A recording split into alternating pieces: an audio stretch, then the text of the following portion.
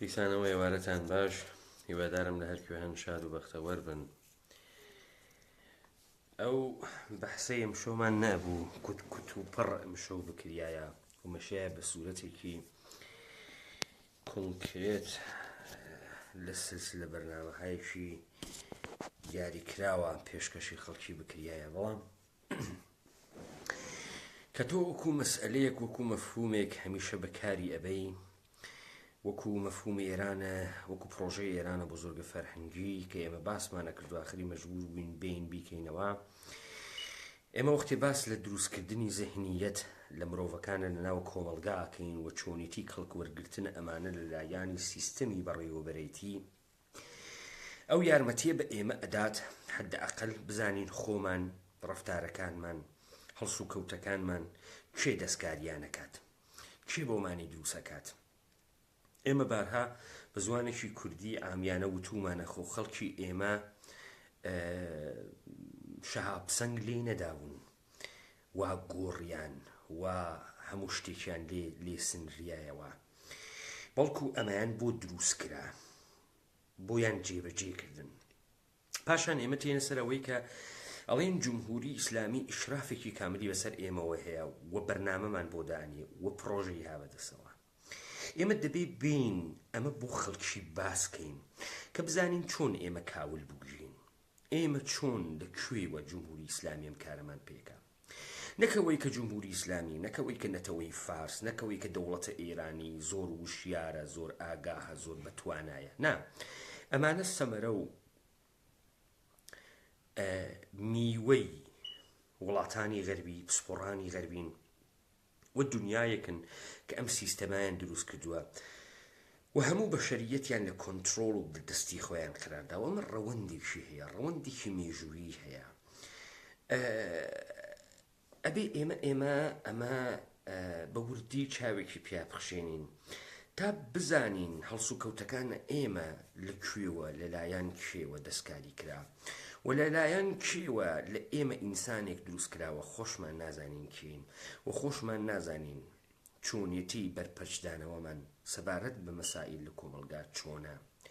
و بوو چی وای لێ هات، ئێمە چۆن لەژێر ئەم بەرپەرچدانەوەی دنیا گۆڕاوە، هەموو شتێک ئاڵوگۆڕی بەسەر هاتووە، ئینسان پێش کەوتووە. بە تعبیرێک ئێمە بزانین تعبیری ئێمە لە هەپینس چییە، سەعادەت، خۆشبەختی چییە بەڕاستی. من پێشووتر بێژم هەمووی ئێوە ئاشنان لەگەڵ ناوی کەسێک بە ناوی زیگمۆند فرۆید، لەگەڵ تئۆریهای ڕەوانشناسانەی زیگمۆند فرۆید. با بزانن زیگمۆند فرۆید خۆشکەزایەکی هەبوو بە ناوە ئەدوارد بەرنەرز. ئەدوارد بەرنەرز لە ئەمریکا ڕۆژنامەنگار بوو و لە کاتی شەڕی جیهانی یەکەمە وەختی هات کە بەیاننامەی سڵحە پاریس ئیمزاکە لەگەڵ سەرانە دنیا، ئەویش هاتە پاریس و داوەت کرابوو لەلایەن ڕئیس جمهورە ئەمریکاوە. پرسیارێک زهنی گرت و ئەوەش ئەوە بوو ئەگەر ئەمانە ئەتوانن لە پرۆپاگاندا بۆ بەسیجکردنە مردم لە چوارچێوەی توودەی مردمە بۆ نیشاندانی یەک ڕەفتار کەڵک وەربگرن لە کاتی شەڕا، دەبێت بتوانن ئەم کارەش لە کاتی سڵحا بکەن. یعنی دەبێت بتوانن بە دەستبردن لە ناوی، بە تەرجمە فارسیەکەی زەمیرە ناخوداگا ئەنکەنشنەسە فرۆید، ئەوەی کە بڕیار ئەدا لە تۆ و لە تۆ ڕەفتار دروست ئەکا، بتوانن بە دەستی وەردان لەوە سەلایق تۆ، نگاه تۆ، ئەکت تۆ بگۆڕن. و ئەم ئاغا هات و ئەم کارەی لە ئەمریکا کرد. بۆ نمونە ڕەفیقێکی ئەو کە سوڵتانی تەماکۆ لە ئەمریکا ئەوێت، لە ئەوایلی قەرنی بیستا لە ئەمریکا جگەرە کێشان و سیگار کێشان لەلایەن ژن و تابوو ئەوێ، ئێژێ نیوەی کۆمەلگای ئەمریکا کە ژنە سیگار ناکێشێ لەبەرەوەی سیگار کێشان تابوویە و پیای ئەمریکای حەز ناکا کە ژن سیگار بکێشێ. ئەگەر تۆ بتوانی کارێ بکەی کە ژنەکانی ئەمریکا سیگار بکێشن، من پاداشێکی باشت پێدەم و ئێمە بازارێکی باشمانە بێ. ئەمە ئاغای ئەدوارد بەرنەرزە زەنگەدات بۆ ڕەوانشناسێک دەروون ناسێک و سوعالی لێکات و ئێژێ سیگار بۆ ژن چه معنایەکی هەیە؟ سیگار بۆ ژن چه معنایەکی هەیە؟ ئەو لە وەڵامە ئێژێ سیگار بۆ ژن لە پیاگە نیشانەی قودرەتی جنسی و سەکسی پیاگە و سمبولێکە لە ئاڵەتە جنسی پیاک.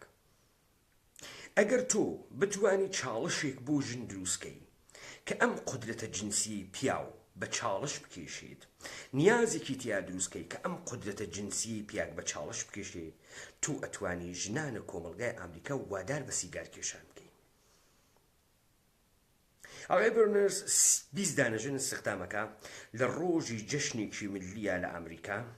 100 دانە خەبەرنگاریان بۆ بانگەکە. ئەم ژنانە لە وەسەتە ئەم پرەیدە کەتێت، ئەم نەمایش و کارنەڤاڵی خیابانیە کەتێت، دەست بوون لە لاڕانیانەوە سیگارێ دەربێرن، هاوکات بە ئیشارەی بەرنەرز سیگارەکە ئاگر بن و ئەو ناویان بنێ ژنانە مبارزە حقوق ژنان کە لە ژێرە ناوە شکنجە بۆ ئازادی سیگارەکێشن، یعنی تابوو شەکەنی ئەکەن. خۆ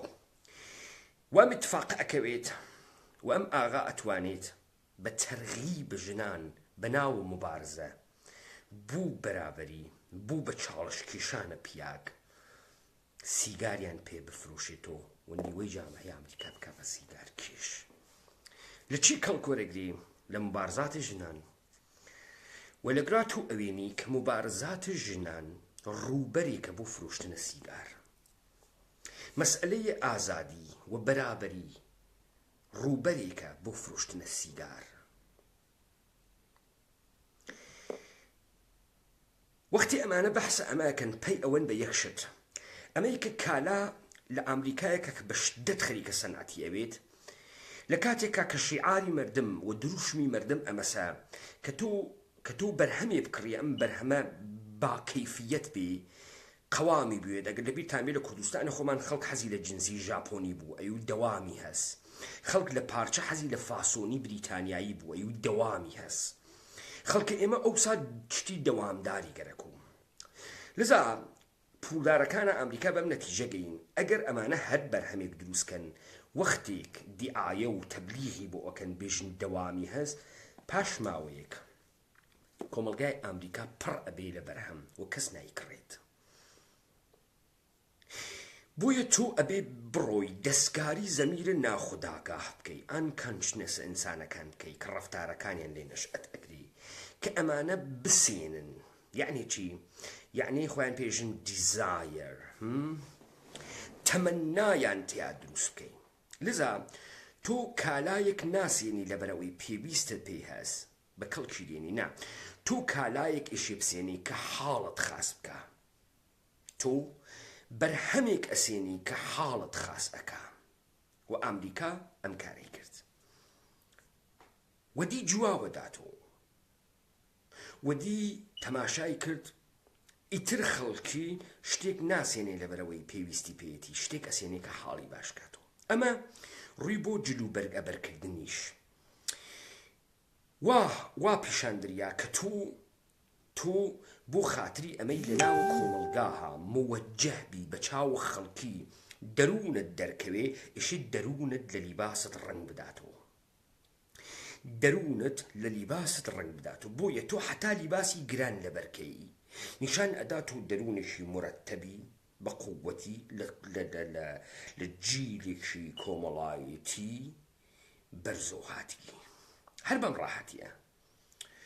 و ئەمە ئیتر زەحمەتی ناوێت و بڕۆی کتێب بخوێنی خۆت پەروەردەکەی ئینسانێکی دروست بی لە ئەمەڵی ئەخلاقیە لە نێو کۆمەڵگا هەڵس و کەوتی دروستت هەبێ لە تەعاملابی لەگەڵ تەعاملی ئینسانیە، نە تۆ بە لباس لەبەرکردن بە بەستنی کراوات وەکو ئاغای عینوڵڵا باقرزادەی خالدە عەزیزی یەکشەوە ئەویتۆ متەفەکر، چون قاتەکەی دەبەرە، بۆین باخەکەی دەبەرە، کراواتەکەی دەبەرە و تۆ موەجهی. یعنی تۆ ئەگەر کرواسێکی بافتنی بلوزێکی بافتنی ئاوا لە بەرەکەی و لە بەرامبەری دوودوینە دانیشی تۆ مۆوەجه نییەی چۆن قات و بۆین باخە نییە و ئەمە ڕوویگەسە ناو زەمیرە ناخوداگا هەمەردم تۆ ئەم اتفاقە لە ئێرانیشە ئەوێنی مەسەڵەن ئیتر کاورا بووی مهم نییە کە بڕوات خۆی فێرە تەفەکر بیرکردنەوە بکە نا کافیە 4 جملەی نەغز و کەلامی نەغز لە 4 متەفەکری غەربی بزانێت و تکراری کاتەوە کافیە بڕوات لێوی پرۆتێسکە سینەی سیلیکۆنکە باسەنی پرۆتێسکە لەبەر ئەوەی مەوەجه بێتە بەرچاو تەوەجه جەلبکە و ئەمە ئێعتماد بە نەفسی پێبا متمانەی دەرونی پێبا بتوانێت لە ناوە کۆمەڵگای بەشەریە ژیان بەسەربەری ئەمە بە ئینگلیسی پێژن manipulated mind یعنی گۆڕینی ذهنیەتی ئینسانەکان ئەمە تێتە سەطح مەسائل سیاسی مەسائل ئازادی بووی تو تەماشاکەی لەم دنیای خەربە ئەوانەی کە ترازیاگن کەسانێک نین کە ئاکادمیسیەن بن کەسانێک نین کە لە مەراکزە دانشگاهیا بن ئاکادمیکا بن بوو لەبەرەوەی ساحبانە سەرمایەی جیهانی قودرەتمەندانە ماڵیە کە مەغز ئینسانەکان دەستکاری ئەکەن ئەو ئەیلمە بە تۆ ئەدەن لەو جامە دانشگا کە تۆ بتوانی تەئسیر لەسەری دابنی بەرەبەرە لە ئامریکا پێیان برد بەرەبەرە پێیان برد کە دیموکراسیەکان دوای ئەتفاقاتە ئۆکتۆبر 1970 لە رووسیا و سەرکار هاتنە کۆمونیزم دوای هاتنە سەرکارە ڕایشی سێوەم و هیتلەر لە ئەڵمانە کە دموکراسی قەتی کرد وتی دموکراسی بۆ مردمانە عادی باش نییە و ئەمە تەجروبەیەک بوو کە مردمە عادی لە ڕەفتارێک کە ئەیکەن نازانن چیان گەرەکە و ئەنگیزەی پشتە ڕەفتاریان مشەخەص نییە هەمان تێۆری های فرۆید کە بەکاریان برد لەزا لە ئامریکا هاتن وتیان لەبەرەوەی ئەم دموکراسیە ئەم کۆمەڵگا بمێنێت و بەم جۆرە ئەم سیستەمە حفز بکرێ نەترازێ وەکو رووسیە نەترازێ وەکو ئاڵمان ئەشی دەستکاری زەمیری ناخوداگاهی ئینسانەکان کەین بۆیە تۆ تماشاکەی لە ئامریکا لە پڕێکە و لە 1950 ببەخشن لە 1940 بەدواوە لە ئامریکا بەرەبەرە مەسائل ڕەوانشناسی ڕەوانکاوی ڕەوان دەرمانی بە سوورەتێکی جدی پەراستێنێ و بوو هەموو بنەماڵێکی ئەمریکا بەرنامەدانێن کە تحت کۆنتڕۆڵ بن و لە هەمان کاتتا منداڵەکانیان کە تێتە دنیاوە لە تحت ئاموزشێکا بن کە هەر لە ڕۆژە ئەوەڵ و لە زەمیرە ناخوداگاه ئەمانە ئەنکەنچسە ئەمانە مەسائلێک دابنێن کە مەبنای ڕەفتاریە ئایندەیان بێ کە بوو دەسەڵات بۆ سیستم کێشە دروست نەکەن یعنی ئینسانێکی ڕامی دەستەمۆ دروستکەن کە هەرچیەکی پێژن تاعات بکە و ئەم کارەیان لە غەرب کرد زۆر بەباشی تا ئەم دەقیقەوەیەوە هەر کەسێک کە گەرەکی سێتوانێ بڕوا بشوێنیا بکڕێ و تا ئەم دەقیقەیە دەستکاری ذهنیەت و بیرۆکەی ئینسانەکان بەردەوامە جا بابین و جامعەی ئێران ئێوە تێنە کۆمەلگای ئێران کۆمەلگایەکە داڕزیاک داپۆسیاک لەسەر پارەی نەوتوێسیاگە زەعیفترین هەڵقەی ئەم کۆمەلگا فارسەکانن کە فارسەکانیان حاکم کردە بە هاوکاری کێ بە هاوکاریە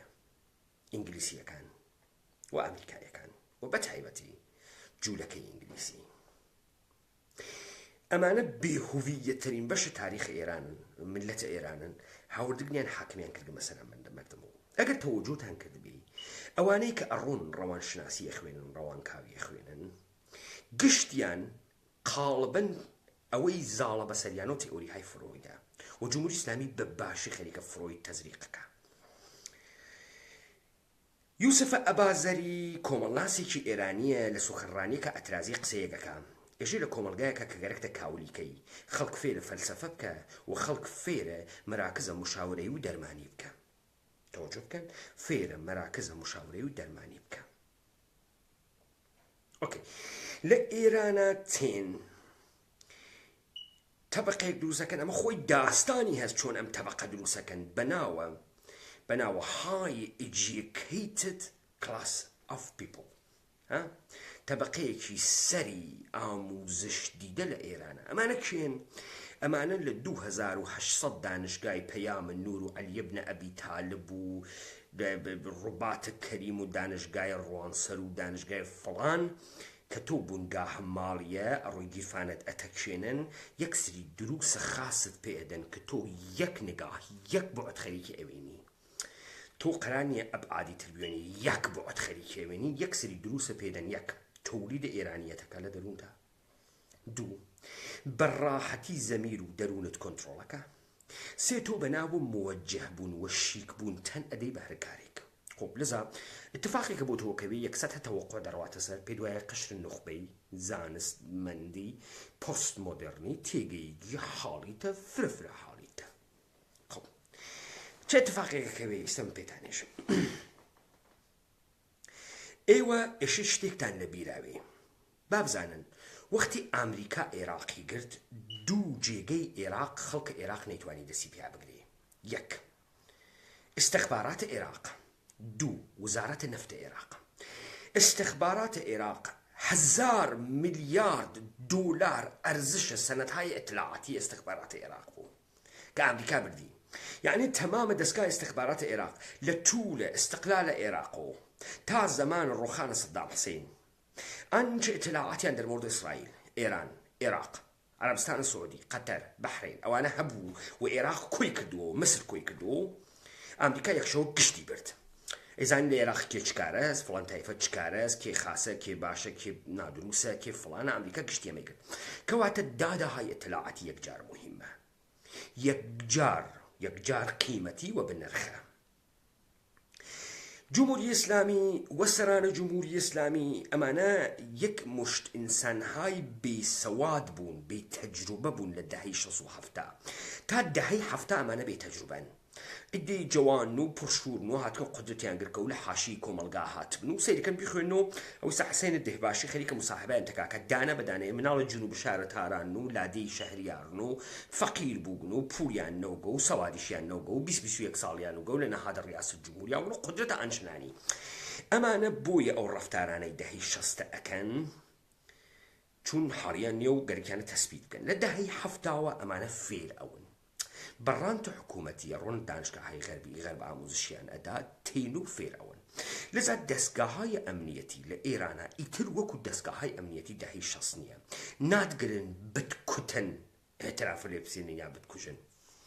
دەستگاهای ئەمنیەتی لە ئێرانە لە ژێرە نەزەرە ئوتاقایە فکر دانانە پرۆژەهای استراتیژیکە بۆ ئیدارەی خەڵکە کۆمەلگا بۆ سندن توانە مقاومەت لە سیستەمێکی تۆتالیتەرە من ئێوە ئەودەت ئەدەم و مراجعەیە بکەن بە نوشتەهای ئاهەنە ئارەنت لەسەر تۆتالیتاریزمە ئەڵمان و کتاوە سیاسەتە هەربەرت مارکوزە علوم سیاسی باسە ئەو دەورانە ئەکات لە ئەڵمانە ئێوە وەختی ئەمە مۆردە مطالعە قەرارەدەن ئەزانن نظامهای تۆتالیتەر چۆن گەرە کێسی مەردمانێکی تودەیی دروستکات لە مناڵ 7 ساڵەوە تا پیرەمەردە 80 ساڵەوە گشتیان یەک شکڵ یەک قیافە یەک واکنش بەرامبەر بە یەک مۆزوع نیشان بن ئەمە ساختارهای تۆتالیتەرە جمهوری ئیسلامی و نەهادهای ئەمنیەتی بە تایبەتی حفاظەتە ئیطلاعات کە نەهادێکی موازە حفاظەتە ئیطلاعات سپا کە نەهادێکی موازیە لەگەڵ حفاظەتە ئیطلاعاتە یا وزارەتە ئیطلاعات جمهوری ئیسلامیە دەست ئەکەن بە گرتنە دادەها و دەیتاهای ڕێز لە کۆمەلگا تحت چ ناوێ؟ تحت ناوە موەجه بوون مۆدێرن بوون تێگەیشتوو بوون علمی بوون منطقی بوون و باسەواد بوون خۆ تەوەجۆ بکەن ئێوە قەبلەن بۆ خاتری ئەوەی من ئەودەتتانەدەم و مەقالەیەکی پەیکنت دانیا سایتی حیزب توودە لەسەر چۆنیەتی بەدەستگرتن قدرەتە داعش لە سووریا وتی ئەمانە ئیدێک بوون بەناوە تەبلیغاتە مەزهەبی و ڕووین پوڵێکی فرایان پێبوو مردمیان ئەجیرە کرد مردم ئەڕووی ئامارە مەحەلاتی ئەگرت مقتەبیدینە مەحەلە دز خوێڕیەکان بزان مەحەلەی چەند جەمیەتی واتیا کێ سەرشناسە کێ ئینسانێ باشە کێ ئینسانێ خوێڕیە چەند نەفەرن و بەم دەیتابەیسانە کە پویان توانێن بەرەبەر جامعەی سووریا بخۆن ئۆکەی توجه بکە جمهوری ئیسلامی دەمێکە ئیتر مخبر ناگری مزدور ناگری تاقەتی نەماگات بڕۆی داوای مخبریش بکەی بێژی حازرم بە جاسووسی وێژە گوت خوارد هەپەتنێ بێ بڕۆ بوو ئەم کارەکە لەبەرەوەی جمهوری ئیسلامی ڕێگەکەی دۆزی گەسۆ ئەینە غەرب بە منۆپلیشنکردن گۆڕینە زەهنیە دانە دروسێکی کۆنکریتی دیاری کراوە لە دانشگاوە دروستکردنە سری فعالیەت هەیە دانانە کارگەهای مختلف لەبەرەوەی زەهنیەتەکە بگۆڕێ کە گۆڕای توجه بکەن وتم یوسفە ئەبازەری ئێژەی کۆمەلگای ئێران پڕ بووگە لە مشاوەری خانەوادە مشاورە ئزدواج ڕەوان کاو ڕەوان دەرمان کە پێژن تراپیست توجه بکەن طبق نظریه های فروید تو ئیشی بڕۆی ئازادانە ڕەهاکەی خۆت تا قسمت هایەک لە ئەو ئەنگیزە هایەک وا لە زەمیرە ناخوداگا و ئەنکانچسی تۆ بێتە دەرەوە لەذا تۆ هیچ ئاداب و تەرتیبێکە ئێشێنەوێت بڕۆی پاڵکەوی لەسەری سندلێکە تۆ قسە بکەی ئەو تەفسیری کاتۆ بۆ تۆ قسە بکەی ئەو تەفسیری کاتۆ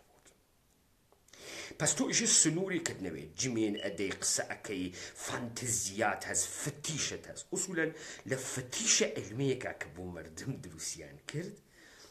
هاتن ئەمانیانە تعریف کردو خب ئیسە تۆ بعنوانە قشر تازە شاریە کورد و ئێرانی کە گەرەکتە موەجهوی یەک دقیقە بڕۆ سەر کاناڵهای ماهوارەیەک لە ئوروپا و ئەمریکا بەرنامە پەخشەکاتۆ گەشتیان پای سابت بەرنامەهای ڕەوانکاویان هەست بڕۆ گوێ بە کاورە لە ئێران و زەنگەدا قسەی وە ئەکەم و گیانت سیخەوەی من تەمایلم بوو بە برای شووەکەم تەکی برای شووەکەم ارتباطم بوو هەمزەمان باوکەکەی تەماعی تێمە کرد دەسم بردە ئەولاوە و ئاغای دکتۆر هولاکوی و من چی بکەم و من هەمسەرەمێژی وا بکە ببڕۆن گوێبان ئەمە پەخشەوێتەوە بە سوورەتی تەلەڤیزیۆن خەڵکەریکە گشتی گوێی لێگری تەواوە ئێرانە و بەحس علمیە و فرە مهمە و جەزابە و ئەو قسمەتە خالەزەنەک بازی و وجودی تۆ گەرەکتە مەسەڵەن بڕۆی فوزولیە کە تۆ گەرەکتە زندگی مردم بزانی وەکو بەرنامەی بیک برادرە هەز لە ئەوروپا دروستیان کردگە کاورە 10 ساعت دانیشە خەفتنەتەمە کاورە تەماشاکە یا گەرەکی بزانێ لە کڕۆسوچێکە کێماچیکەیەکە لە بەرنامەی بیک برادرە تۆ دانیشی ئەمانە گوێدەی بەرەبەرە هەچیشتە عادیێوێتەوە بۆت یە زمانی نەریتهای جامعی تۆ بەری پێیت ئەگەر تۆ حتا ئەگەر فکری خیاڵی ڕۆیای کشتێتە ناوی زەهنت سەنسۆریکەی بەری پێ بگری لە زەویرە ناخوداگاهتا بەسڵە ئیستا مەودایەکەت بۆ دروست بووگە تحتە ناوەیە کە تۆ ئۆخدەی ئۆدیپت ناوێ بوویت و ئۆخدەی ئێلکترال ناوێ بوویت و تۆ ئیشێ بڕۆیت بۆ نای ڕەوانکاو و حاڵەتهای ڕەوانیت هەسوو ئیشێ دروست بوویت و لە ئسترس خلاص بوویت و تۆ ئیشی خۆت بناسیت و وجود خۆت بناسیت و بزانی تۆ کیت و یاڵڵا تۆ شروعەکەی گەرەکتە ئەزدواجکەی بزانین تەرەف مقابلت کێس و تو واقع لە ئەزدواج چیت گەرەکە و ئەڕۆتە لای ڕەوانشناس اتفاقێکە ئەکەوێ ئەمەسە تۆ ئەڕۆی لەوێ دانیشی ئەگەر مقاومەت بکەیت و نەهێڵی ئەو دەسی بگات بە ناخوداگاهە تۆ ئەو بەرەبەرێژی تۆ شلکە نەعەزیزەکەم و قسانە چیە و سکس وەسە ئاو خواردن و تەمایل لە سکس لەگەڵ دایکتا و لەگەڵ خۆشکتا و لەگەڵ ئامۆزاکتا و لەگەڵ فرانە کەسا و فرە عەدیە و ئێمە بەشەرین و مناڵ لە سن 13 ساڵێکی و عادەتی هەست حەزەکا بە دایکی و لەگەڵ دایکیە سکسی بوێت و قسە بکە و خۆت ئازادکە بەرەبەرە گەرە کەسی مەقاومەتای فەرهەنگی تۆ بشکێنی تۆ پاڵەکەوی هەرچی لە دەمت تێتە دەرەی دێتە دەرەوە خۆت تەخلیەکەی بە قەوڵی گەرەکتە ڕووگیتە لای ڕووگیتە لای تراپیست ئای تراپیست چیەکە یا دەنگە زەبتەکە یا گوزارە شلێت تەهیەکە ئەمانە گشتی تۆ ڕووگی پوڵت داگە و پێی خۆت ڕووگیتە ئەوێ تەمامە خەلەهای دەرونیت تەمامە مشکڵاتت دەرونیت تەمامە فکرت سەلایقت سەلیقەت لەزایزت ئەخەیتە بەردەسە کەڕە با بڕۆن بزانن ناوە عدەیە کاتکن ئێژن ساز و کارە ئاغای سپای پاسداران چۆنە پەروەندە و فایل چۆن تەشکیلەدا بۆ مردم تەمامە ئەم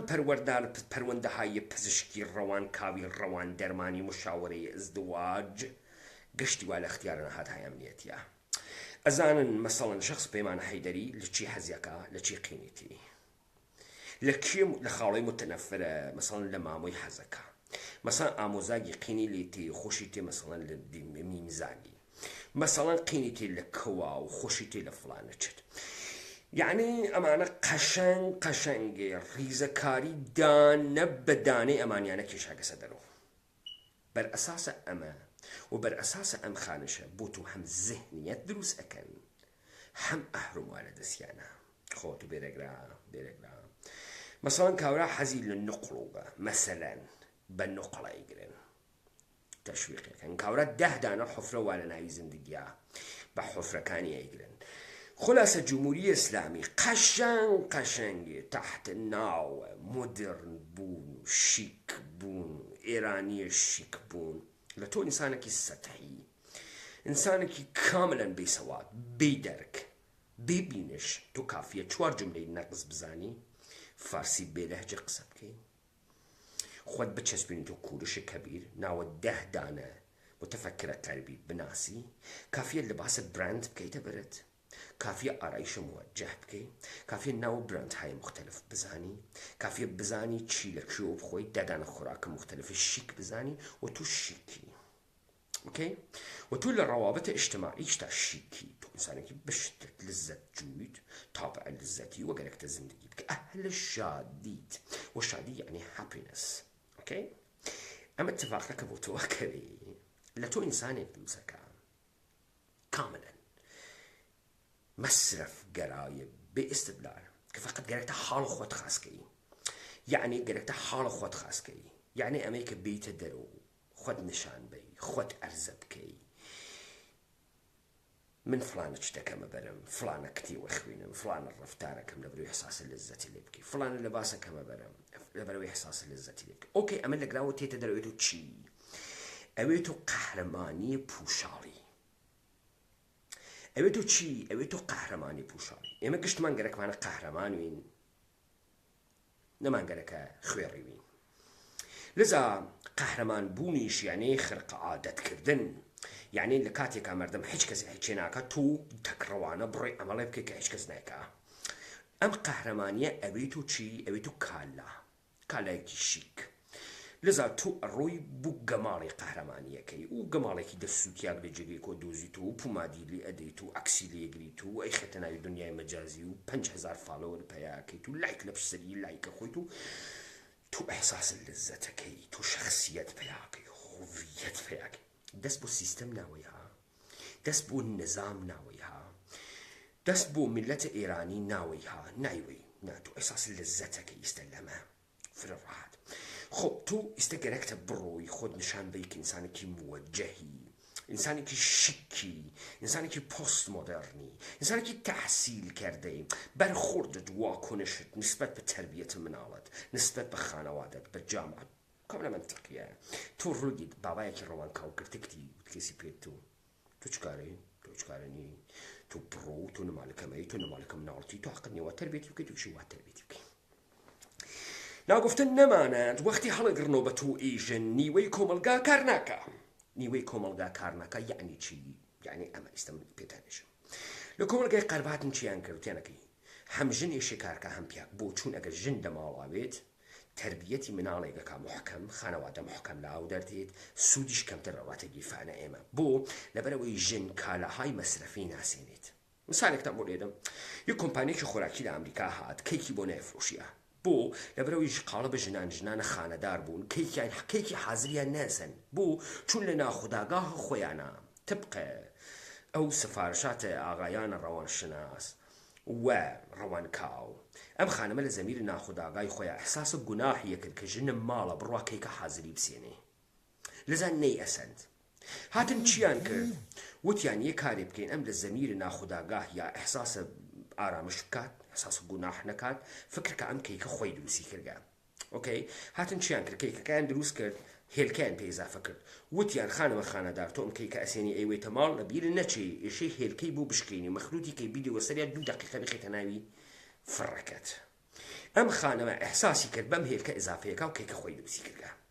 لەزا ڕووی کەیکە حازری ئاوای سەند خۆ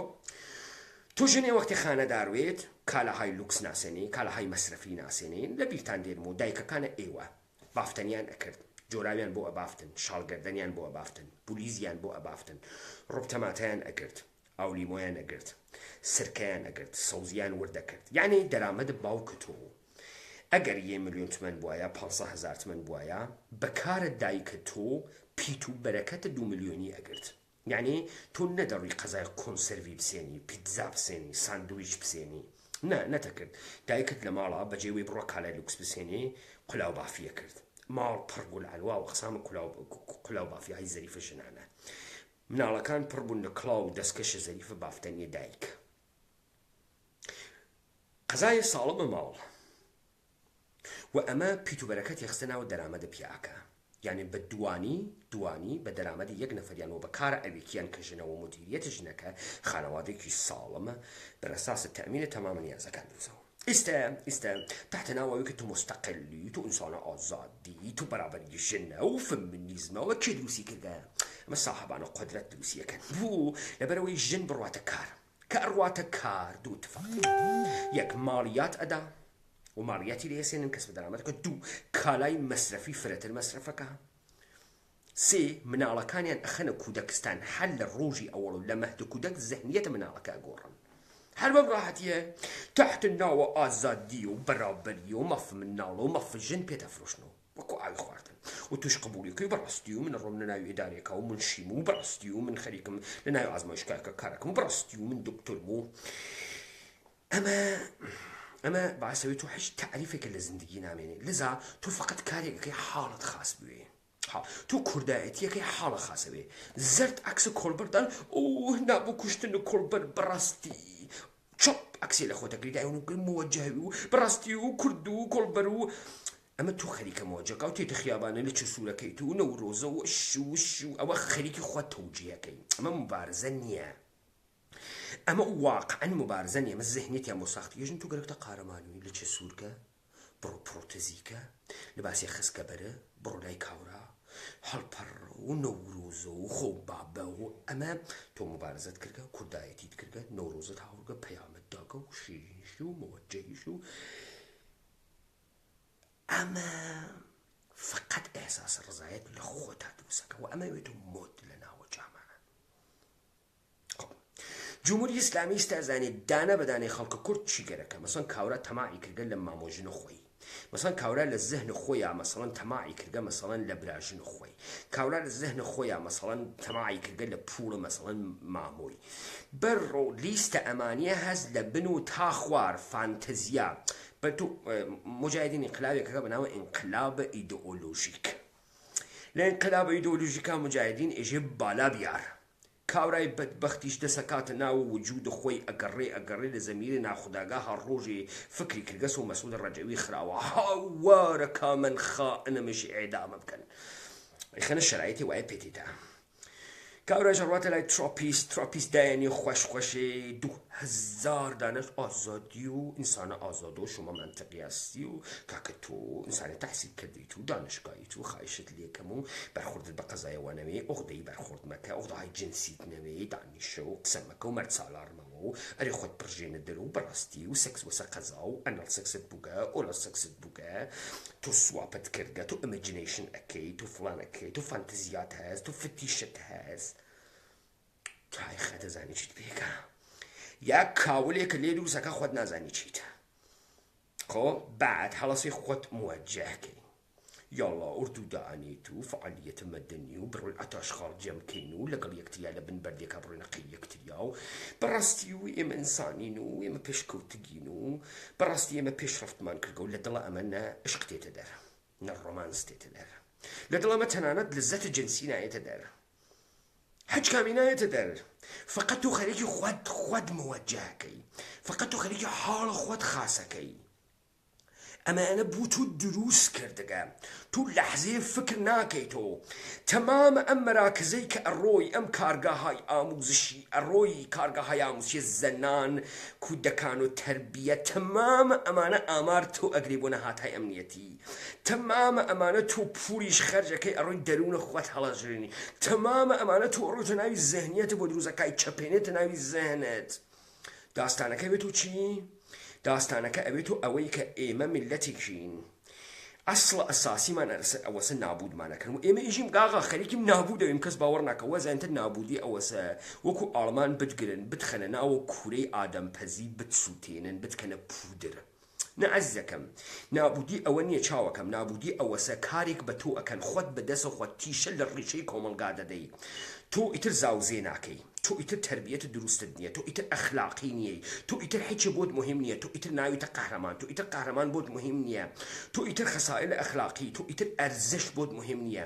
نییە ئاغاگیان هیچ کام لەمانە بۆ تۆ مهم نییە تۆ نابودی تۆ کاولی تۆ ماڵە وێرانە و خەوەرە نییە تۆ فقط آیفۆن 7 سێنی بدو ئەپەڕی آیفۆن 8 سێنی حاڵە خاص بێ ئەڕۆی دزی ئەەکەی کڵاوبەرداری ئەەکەی وام ئەگری خۆت ئەفرۆشی لەبەرەوەی آیفۆن 9 بسێنی تۆ لەبەرەوەی خۆت مۆوەجەه نیشان بێ تنتن ئەمە فڕە ئەدەی ئەم ئەدەمە قەتعیەتە لە خۆتا خەریکی تنتن بە مەسرف پڕیەکەیتەوە ڕەوابەت ئینسانیشت بووگەسە عینە کالای مەسرفی ها مەهناز نە شەرارە نە فەرەحناز نە شۆهرە نە پەریسا نە فڵان چه اتفاقی کەوتگە تو فقط ئەیان گۆڕی وەکو مۆبایلەکانە دەست نە لە سەکسیان لەزەتەوەی نە لە ڕۆمانسیان لەزەتەوەی نە ئەزانی سێکس چییە و بەڕاستی و سێکس کالاس بەڕاستی و سێکس وەسن ناو خواردن و چ گوت فەقێ نەکەوتگە و تو دوان کەوتومەوە و تو ئەوە دوا کەوتویە و بەڕاستی و ئیسلام و تف لە ئیسلام و تف لە قوانین و ئەم حکایەتە دروستەکان کاورا وەزانتە حاڵیەسی کاورا وەزانتە تێگەیگە کاورا وەزانتە فەهمیگە کاورا وەزانتە حاڵی بووگە نازانی بۆی دروستەکەن نازانی کاورا هاوردگیسی قەشەنگی دای ئەنێ ذهنیەت دەستکاریەکە لە تۆشی دروستەکە لە تۆ ئەوە دروستەکە وەکو عەبەی موحتەدی ڕووی نامە ئەنووسی بۆ جمهوری ئیسلامی موەجهە بود موجهيتر فيربوغي و براستي و او قدرته و قدرتي حاكمه و اشي بروين لي ببارين و دواي لي بكينو بيجن رامين مكوجو و خوايش لي كمو تمنا لي كمو لم لا شوتيت او خلطين يجي من براندازم بارها لي ما لعبي مهتدي بان برسي عبي مهتدي تو تشون لي بارفيكس لي دي بشتك لي دي تشون براندازي كي اخر وزنفر لي دي قب أجري برد وشيني كلا أدي تشيكي شون بلندازية كي بتوزيح هنا ده آخر كي ديمان والدواك هاريا كي رامينا مشخص بو ما شون بلندازية كا أما كشي تأيد آغاية عبد الله مهتدي أكا دقيقا أوانيك الذهنيتي عم بودروس كرغا كشي بودروسي كرغا دسكا هاي أمنيتي إيران تحت ناو الشيك بون تحت ناو موجه بون تحسيل كردبون بو يكاورا حكي كتيانا ما قصو نشرفي تيا ما قصو نأخلاقي تيام هجسو نم مقاومات سيركا تو وقت وارد أمر بيزنس تبليقاتوي إجي إشي مقاومة مشتري بو سندن كالا بشكينيت مقاومة مشتري بو سندن كالا بشكيني مقاومة نكاكتو غيرك تكالا بي بفروشي أما مقاومة تشيا أو مقاومة أبو بوم جن خاندار فكري أكردو أقل برواكيك حاضري بسينيت گوناح بار خیانەتی کردە لە شوەکەی چون شوەکەی ڕوا کارەکە زەحمەتێکی شەم لە ماڵە مەشەیە کەیکی دروست کردایە نەیکە گەڕگە حازری سەنگێزی هاتن ئەم مقاومەتیان بە چیشکان بە هێلکە وتیان تۆ بێ دوودانە هێلکە بشکێنە قاتیکە بیدۆملی کەیکەکە بیخەناوی ئەوەندە دقیق و کەیکەکە خۆت دروست کردە بە هێلکە مقاومەتەکەیان شکان زۆر بەڕاحەتی شکاندیان تو گەرەکتە کوردوی کوردایەتی بکەی تو گەرەکتە بەڕاستی خزمەت بە ملەت و کورد بکەی گەرەکتە قەهرەمانوی بپڕۆ کەو بفڕینە قەفەسێ بیرۆ و وازیکە و نیشانی بە ملەت و کورد چوپان نییە ملەت و کورد عەقەبماندە نییە ملەت و کورد فرە باکلاسە تو گەرەکتە نیشان بەی ملەت و کورد فرە مۆدێرنە فرە تێگەیگە فرە ئینسانی بەرخوردەکە بپڕۆ لە مەریوان کەمپەینە دووچەرخەبازی ژنان بێرە فرە مهمە زندگی ئینسان ئەگۆڕێت ئینسان ئەحساس خۆشبەختیەکە وەختە ژنەکەی سوار دووچەرخەوێ شەڵ ڕکاب لێدا ئەمە بۆ تۆ ئەکەنە ئەمە تۆ ئەحساس لەزەتەگو بڕاستی واسە و مقاومەتە شتیاگەوەیتە تۆ ناڕۆیتە شوێنەوەی کە تۆ چیەکەی لەم خاکە تۆ بۆچی لەگرا ئەربابە منی تۆ بوو هەر ساحێوی من هەر بەندەی تۆم ئەڕا تۆ هەی ئەربابی مە هەی نەوکەرەتونە نە مهم نییە ئەو ئاغاز تو فکرکەرەوە تو ئینسانێک توانین دووچەرخە ژنەکەی تو دووچەرخە سواریەکە تو بەڕاستی غیرەتت نییە نا کورد کەی غیرەتی نییە کە ئێمە ئازادانە ئەسن سێکسە ئازادمان بووگەڕ ئێمە ئەسڵ شتانە ناومە باون و خێلی باکلاسین ئەمە هەوێتەوە ئەوەی کە تۆ بەناو شیک بوون موجه بوون لەبەرەوەی ئەحساسە ڕزایەت بکەی هەر خۆت هەڕاجەکەی داستانە دەوێت و چی ئەوێتە ئەوەی کە عەکسە خۆت و ژنەکە دەخەیتە ناوی فەیسبوک شڵق من و نازەرینە شیرینەکەم وەی خوا قەزا بخا لە من دڵم تەنگ بووگە بۆت لایک لایک لایک لایک لایک لایک لایک لایک لە لایکە مردم ئەحساسی لەزەتەکەی موەجهبی لایکە خۆیت و بەڕاستی و پیرۆستان بێت و ژنەکە زەریفە و بەڕاستی و دووست پسەرەکە جوانە و ئافرین و تو تەمامە قدرتت بووگەسە ئەمە لە چ درێژکەیت و لە ناوی ئینستاگرامە عکس لە خۆت بخەیت و بەڕاستی و من ئەڕۆمەڕێ و کاورایش 20,000 دانە بوویت و شاخە ئینستا 40,000 دانە فالۆوەرت بوێت گشتی بێت وای ئەزیزم ڕەنگم واتە ئەس کۆجا ئاوردی ئەمە ئەوێتە ئەوەی کە تۆ فرە باکلاسی فرە مۆدێرنی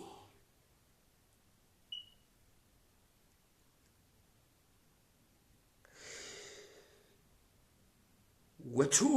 حکایەتێکە بۆت ئەکەوێ ئەمە سەکە جمهوری ئیسلامی ئەمەی ئێوە فکرەکەن ئەتوانن بە ئێعتسابات بانە بیڕۆخێنن ئێمە وتمان کارە سوپای پاسدارانە وتمان بابای بانەیی کە خەریکە ملیارد دەرتێری قاوەکە لە مردم دوکانداخە قاڵاتەکە دوکانداخە سوپای پاسداران تێتی چوار شەقی تێڵەدایەجێ یا دوکاندا ناخێ یا تیکە کەم و دوکانە بەسەر و دەی کاسبی ناتوانانی بکەیت پوڵەکان ناتوانانی هەڵگری قسەی زیایەکە حەپەنێت سوپای پاسداران پێشی دوکانداخۆی میش بکردن ئەو بەڕاستی و خەڵکی هێمە و گوناحیان هەسوو و برسیانە و بەڕاستی و ئێعتساباتە و ئەم مردمی ئێمە فرە شیکن و فرە مۆدەڕن نا مردم ئێمە شیک نیەن خۆتان مەخەڵەتێنن مردم ئێمە سپای پاسداران هاوڕگێسی ئیستفادەی لێکا مردمە ئێمە ئەگەر شیک وایە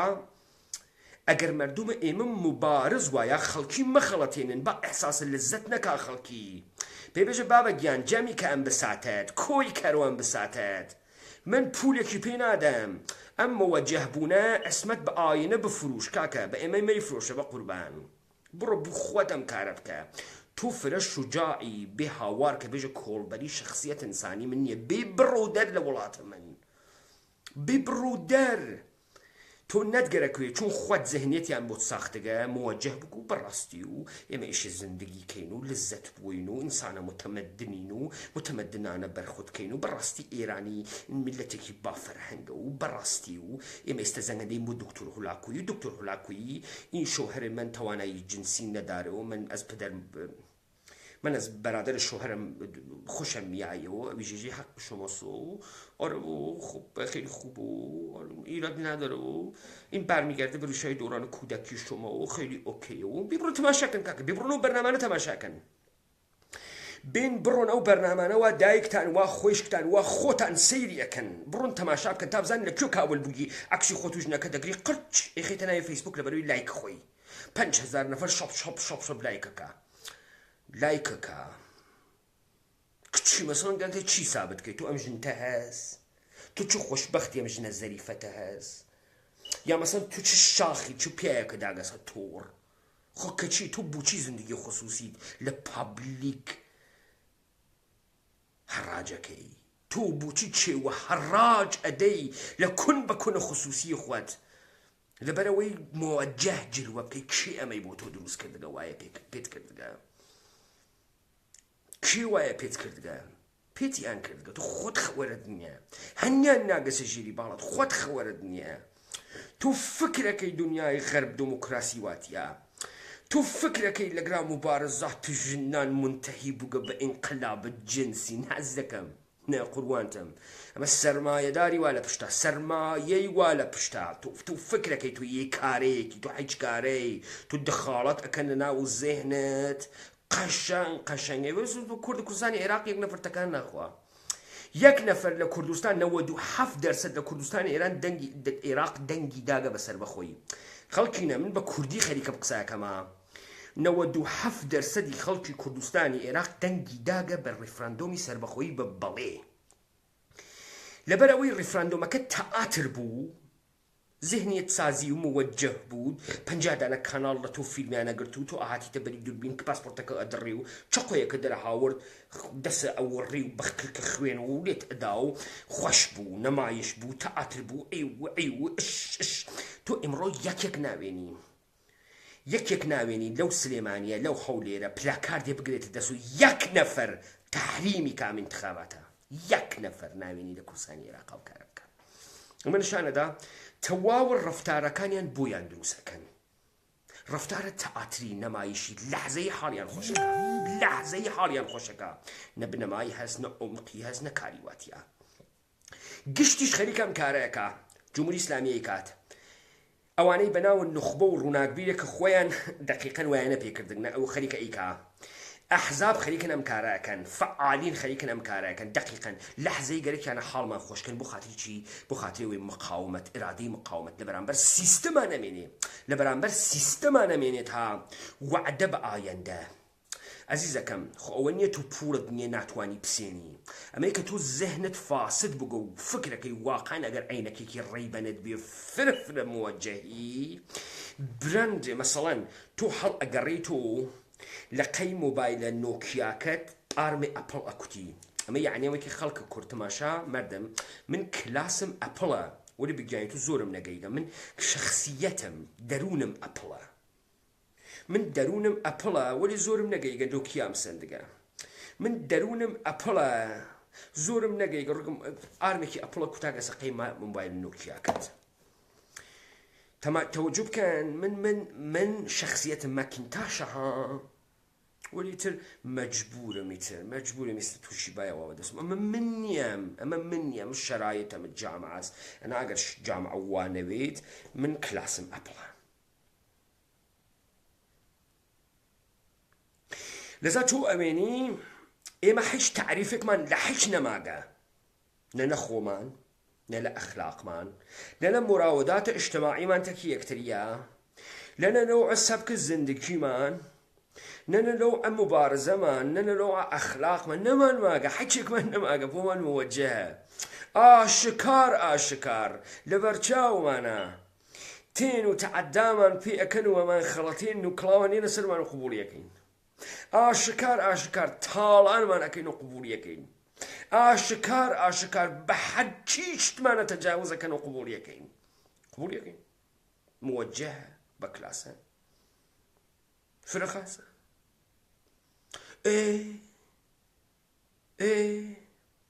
تۆ ڕووی ئەزدواجت کردە چه ئەحمەقی ئەزدواجە سفید بکە کیتەم لەولە زواجەکە پول خەرجەکەی بچی ئەزدواج خاسەگاری کۆرە بچوو لە خیابانەیەکی بدوزەرە و بڕۆ ئەزدواجە سفید بکە بوو سوالی لێ بکە خۆ بوو ئێستا ئەزدواجە سفید چی خاسە مەسەڵەن ئەزدواجە خەن خۆ بئینتقاد کە ئەوە ئیسلامیە کەسیفە خۆ باشە ئیسلامی کەسیفە ئێمە چییە خۆ بۆ کەسیفە و دلیلی چی و بڕاستی و زۆڵمە و نابەرابەریە و باشە ئۆکەی ئەم جەدیدەکە چییە جەدیدەکە بمژم ئەزدواج سفید کەین و بڕاستی من حەقی خۆمە و دێ بڕۆ حەقی خۆتا و چاو دەرات ئەوەنە بەرێ ئەوەنە هەر کارێکەکەی بیکە تا خۆشت لێ بزەری و ئێمە ڕەفتێکشینی فقط ئەمانە بە عنوانە ئینسان ناوێ بفرۆشیت و داستان ئەوەسە خەڵکی کوردستان بڕۆن تەماشا بکەن جمهوری ئیسلامی واردە ماڵ دانە بە دانەی ئەم ملەتە کوردە بووکە جمهوری ئیسلامی من وەختی وتم لەناو لە زایستانە ورودەکە لەناو هەڵپەڕکەوە ورودەکە لەناو زوانە کوردیەوە ورودەکە پێتان جمهوری ئیسلامی لەناو مۆدێرن بوون و باسەواد بوون و ورودەکە پێتان موەجه بوون و ورودەکە پێتان من ڕەفیقە حەزبیە ناسم ئێژێ کاکە باوەڕ کە من دەروونم ئەیوت ئەم فعالین جامعەی مەدەنیە جاشن وەلێ ئەهاتمە ئەم لاوە ئەمون نەکە باوە من نازانم ڕاستەکەن حتمەن ئێمەشت باکەین ئەسڵ هەواڵەی من داهاتین ئێمە شاخاوین حاڵیمان نییە ئەوانە حاڵیان و دکتۆر مهندسن و باسەوادن بەدبەختی بیچارە لە ژیر ناو تەئسیرە مەدرەکە ئەوانە ئەحساسە خۆت کەمبینیە کرد نێتوانی لە بەرامبریانە بویسێ تامی کە ئێمە هاتین وتمان بابا گیایمە دنیامان چاو پێکەوت کە زوانە خارجیش زانین ئەزانین چه خەوەرە دنیا پێتانێژین ئەمانە گشتی ماکەتە جمهوری ئیسلامی هاتکە ماکەتی لە حەچیشتە بۆ دروست کردگە ماکەتی لە هەمجنس باز دروست کردگە ماکەتی لە ترانسێکشوال دروست کردگە ماکەتی لە ئەمەردخانە دروست کردگە ماکەتی لە لەشفۆشخانە دروست کردگە بڕۆن دروستی کردگە جمهوری ئیسلامی ماکەتی لە ئینقلابیگەری دروست کردگە لە سەلەفیگەری دروست کردگە لە ئیخوانیگەری دروست کردگە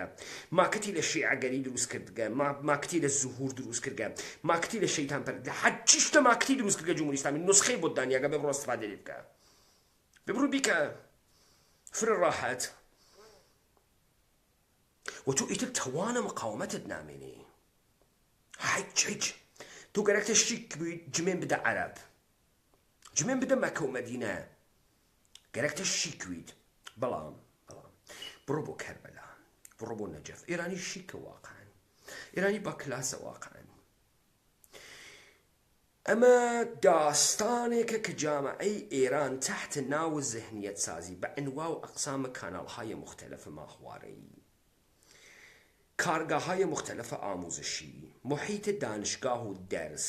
کتاوهای مختلف پێم بڕۆن تیراژە کتاوهای ڕەوانشناسی ڕەوانگەردانی 1 میلیاردەر بوون 1 زەریف بوون بڕۆن لە ئێرانە بیدا دەکا گشتی گەرە کەسی 1 بێت و میلیاردەر گشتی گەرە کەسی موەجەهوێ زەریفی و خوشکەڵوێ گشت تەحسین بەرەنگیزوێ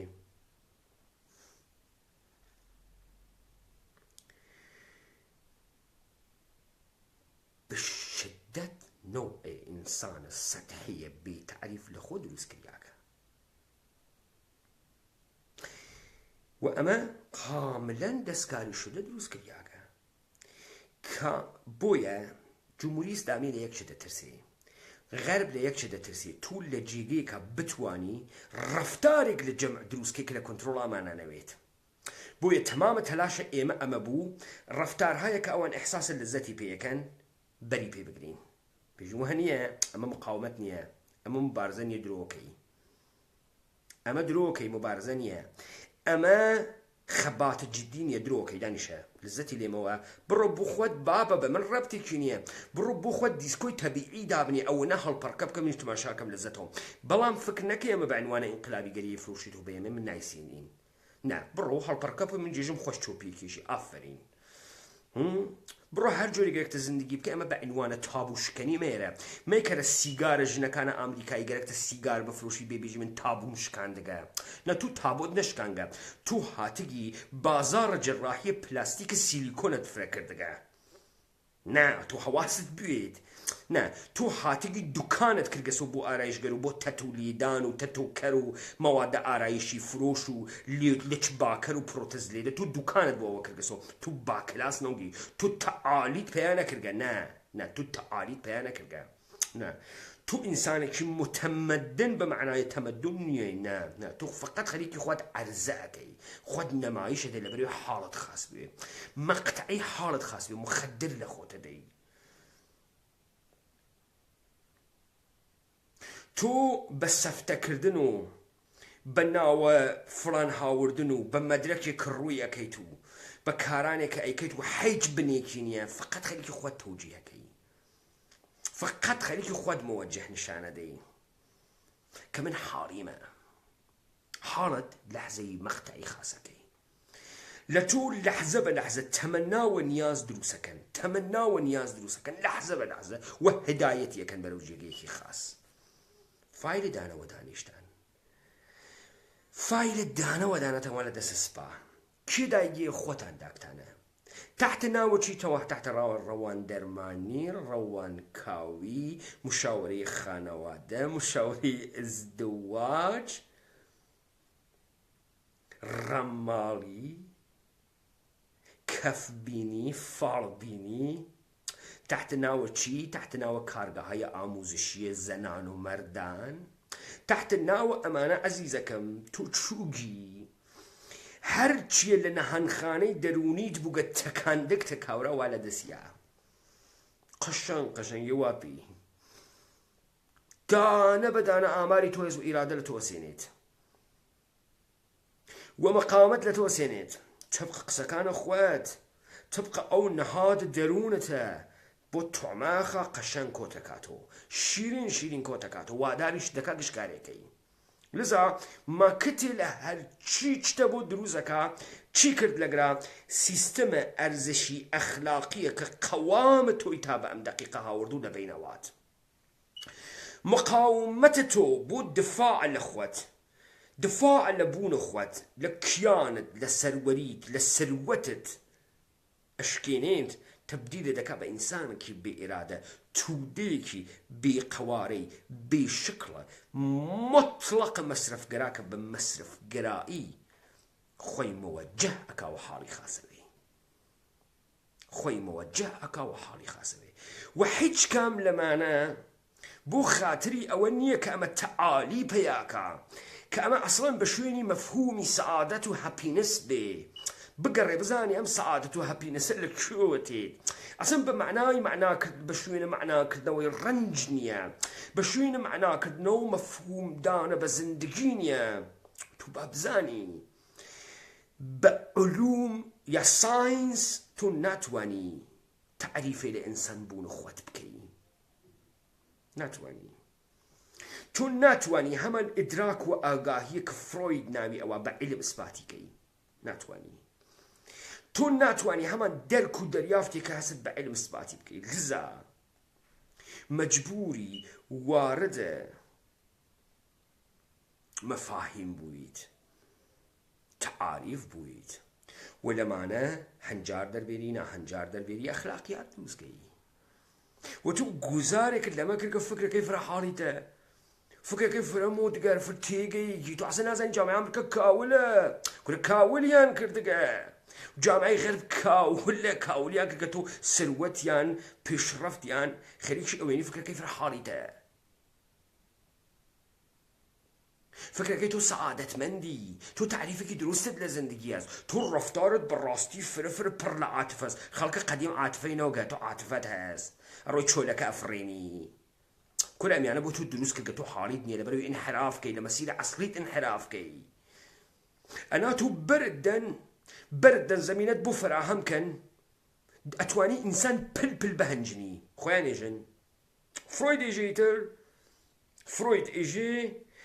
كافية زمينات بو فراهم كان فراهمي بكن أتواني همان كاركا ألمان كردي لهولوكوست توش تكراري كيتو حربا راحتيه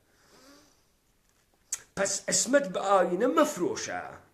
اسمت بآوينة مفروشة فكر ما كان موجه بوجي بو إيما دنگمان ناروا بو إيما كس حزمان بيناكا چون حالا مردم خراوكيم چون من أودح فوتم أم قصاني إيما دقيقا وسا آولي موي كي تناود دم إنسان النشأة أي بريني حالي خراوكا هيش تعريفك إن يبي دبر بسيار نيسي تاي خد فقط مصرف كردنا كالايكا تواو مبارزاتي كيكا فقط توليد السلوته وان باشت السلوته بو كساني كجامعة خليكنا داراكن حيج لدنيا حيج نا يتدرو خو لدنيا نا سعادة تتدرو نا إنسانية تتدرو نا حياتك دروست إنسانية تتدرو نا يتدرو ولي أم فقط توجيهك لبروي موجه نشان بدات وإما أم كاول كاريمانا لكردستانا بسرهاتك متعسفانة أم قشري إما بالراحتيش جذب قفتمانا مركزون إما أمانا قبل نشتي إما لدوري شاد ديمان قشر الشارية إما كوت الدامن تشاب وحكمة بردني منصور حكمة بردني قشر الجديد مانا كوت الدامن كي رضا بهلوي رضا بهلوي أكوت الدامن كي أكوت الدامن عبد الرزاقي كم كاركا إيجي جمهورية إسلامي رجيمك اللياقة مردم إيراني نية أخد أحمق النادان رضا بهلويش بحالة كفا كبارة تيري لكاتك أم شيك بونا جمهورية إسلامي حاولتي بون مردمة أم زندگي أشرافية ومصرف قرائية جمهورية إسلامي حاولتي بون مردمة بابزانن حكومة إيران ناتواني بيجگل حكومة أوليغارش و مونارشيشتكي ترويها بابزاني شو قدرتك مطلقة هميشه لسر إيران بيو أنا تكتكاوي وفارس أما أزانيت بابزانن ألترناتيف الجمهورية الإسلامي فقط حمر رضاي بهلوي سلطنته استأجر مجتمع سلطنته يا حما سلطنته فرقي كينيا ألترناتيف ولاية مطلقة فقي سلطنته وبابزانن إيوا خو كيتي قشن وايوا بإيوا كا سيستم نا بالراستي جمهورية إسلامية ونشا قدرتنا هسي جمهورية إسلامي بول والا اختياريا بو إدارة كردنا مردمش بوما أتومي نگركا هليكوبتر و كبراي شي نگركا فشانزي شي نگركا بو مردم بولت بيت نفقيان بقريت دست نيرو هاي سركوبت بي خوان بر عليه خوان عجير كي كاركينيا قشن إداريان كبومباردمانتيان كا كانال مدان مسيريان بوبني عين أسبكالسكا تانديجا أسبكالسكا بري شاوي أجرن أم داولانا نواري يك مسير بويني يك مسير نقاط أنا أخنا مسيرة قشان لما مسيرة أيوة بنوين فقط أوا بنوين تو سيري التحليل كان أمانة بك قشتيان يك تحليل كان ئۆپۆزیسیۆن یەک تەحلیلەکە، جامعەی مەدەنی یەک تەحلیلەکە، حیزبهای کوردی یەک تەحلیلەکەن، ڕوونابیر گشتیان یەک تەحلیلیان هەست. لە ئەوزاو ئەحواڵ گشتیان یەک تەحلیلیان هەست.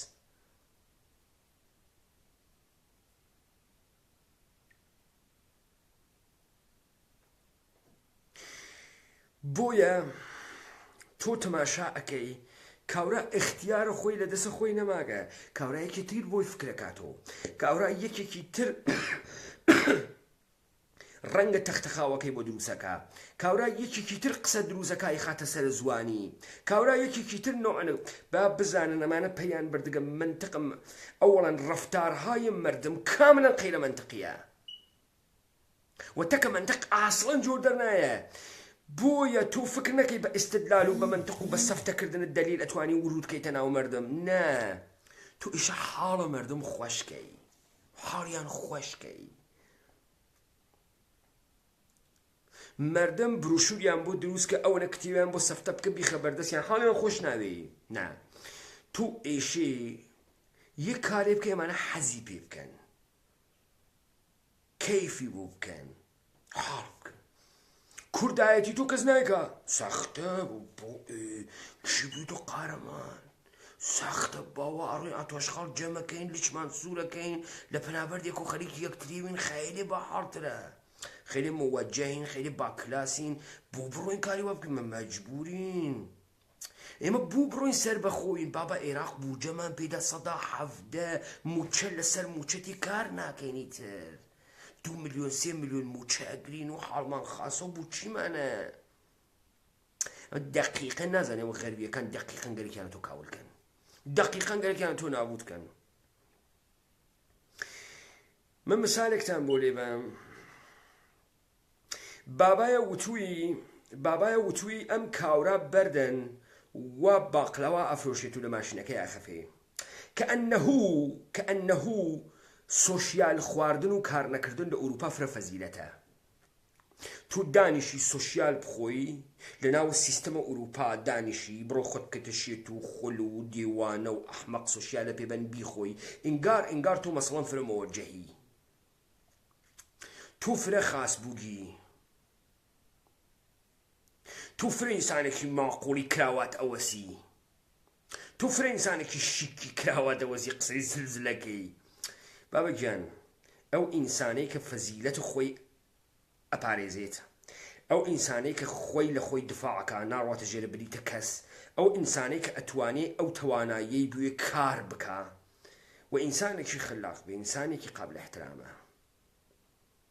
ئەم زەهنیەتە کە تۆ بۆتیان دروست کردگە فکرەکەی مەوەجەهی لە تۆ کاولێکی بەختی بێ ئێرادە دروستەکەوە، هەر کەسی ئەتوانێت بە گۆشەی ئیسکناسێ بە وەهمێ بە خیاڵێ بتسێنێت، بە وەهمێ بە خیاڵێ بتکاتە بێشەرەف، بتکاتە ئینسان فرۆش، بتکاتە گەواد، بتکاتە نادروست، بکاتە لەت فرۆش، بە ئەین ئاوە خواردن بە ئیستدلالی بە تەعنەیە بە تەشەری واتە پێکاتە و تۆ واتە پێاتکە. ذهنیت سازی یعنی ئەمە تا تۆ بزانی خەیرە تەلەڤیزیۆندانان، کاناڵدانان، میدیادانان وا لەکوێە، تا تۆ بزانی میدیاهای جیهانی وا لە اختیارە کەسانێکە گەلێکیانە سەروەری بەسەر خەڵکۆ بکەن و دقیقا ذهنیەتە خەڵک پەردازشەکەن بۆمە، تا تۆ بزانی تحت ناوە علم، تحت ناوە موەجه بوون، تەکنۆلۆژی قەشەنگ هەرچیتە بۆ تۆ جیان خستگە لە تۆ یە ئینسانێکی بی ئێرادە هیچ بڕۆ کارکە پول بێرە مەسرەفیکەتەوە. هیچ کارەی تو چ کارەیە ئەخە تۆ نەزەرێکت هەست، قەشەنگ نەزەر انتخاباتیشت بۆ گۆڕن، قەشەنگ بۆ دەینێنە کاسەت کی هەڵبژێری کی هەڵنەبژێری، تۆ کەسێکی تۆ ئەسەن ئەتوانی بە خۆت ئەرزش بخولقێنی، تۆ ئەسەن ئەزانی چیت گەرەکە. وتم پێت 97% خەڵکە کوردستانە عێراق دەنگیاندا بە بەڵێ بۆ سەربەخۆیی کورد، ئەمڕۆ گشتیان ڕۆن دەنگەدەن لە انتخاباتە و کەس یەک نەفەر مخالف نییە، یەک نەفەر نایژێ من مخالفم، نازانی بۆچی زندگیەکە، ئەسەن تەوجیهێکی نییە بۆ زندگی کردن. ئمڕۆ حافزەیەکی کۆتامودەدیژی ئێژی ماهی گوپیە 3 سانیە حافزێ هەست، فرامۆشێکە حافزێکی ترەخەنەجی بووی، فرامۆشێکە حافزێکی ترەخەنەجی بووی، گشتیشیان دەمێ درێژیان وا پێوە، ئەدعایەک و تۆمتەراقێکیان وا پێوە کە من فرە حاڵیمە. یێ مشت ئەڕاجی فاتە قەیەک تای کەلام بڕۆ بیخوێنەوە، هەر ئەمەسە کە من ئارستانم کرد. ئەم ملەتە کاول کریاگەوە خەریکە نابوو دەوێت. و بەرنامەکە کاملەن دروست ڕگەسە بەرەوە بین بڕۆن مەراکزت دەرمانی ڕەوانکاوی مشاورەیی مەدەتکاری اجتماعی بین بڕۆن تەماشا بکەن بزان چ بێدادێکەکە لە کرماشان لە سنە لە ئێرانە بە تایبەتی و لە کوردستان بە تایبەتی تر بێ بڕۆم بزان چه خەوەرە بمەزان چۆ خۆش خەوەریان هەز لە تۆ چۆن خۆت ڕووی خۆت سەفتەت کردگاوە لە پەیوەندت دەخۆت دروست کردە بۆیان شەوتان شاد